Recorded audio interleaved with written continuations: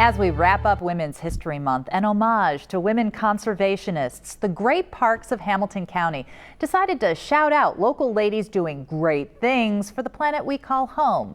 I took a look at the good work the mobile exhibit highlights for this week's Positively Cincinnati. So Sophie, there you are. Oh my gosh. That's incredible. Even with a mask, you could see this was a moment for Sophie Revis. She is one of 7 Ohio women getting a shout out for her work with nature and the environment.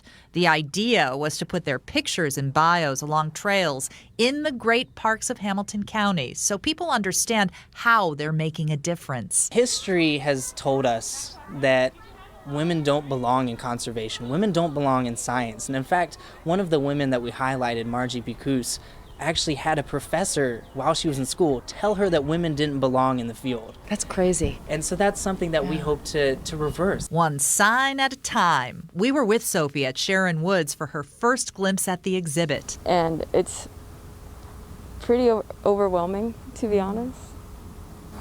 She proudly read us her write-up on display for local nature enthusiasts and really anyone walking, running, or hiking in the park. Sophie's path has led her to explore how we can affect change close to home as an urban conservationist.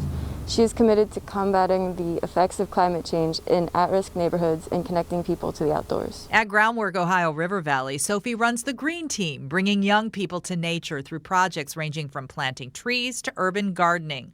A QR code on her poster takes you to a more detailed description of Sophie's work.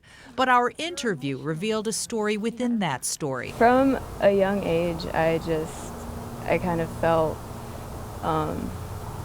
like an outcast. I graduated with a 1.9 GPA. So I wasn't bound for college at that point. So I was looking at my other options and I rested on AmeriCorps and CCC.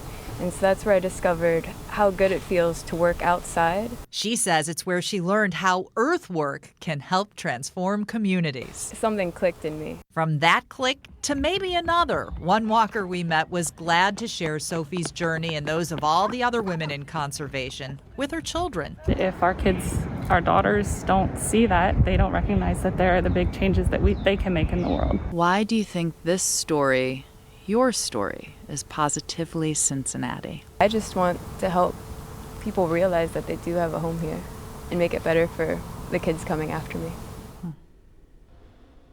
Loved doing this story. Since we shot this story, the Women in Conservation Project has moved to Glenwood Gardens in Springfield Pike.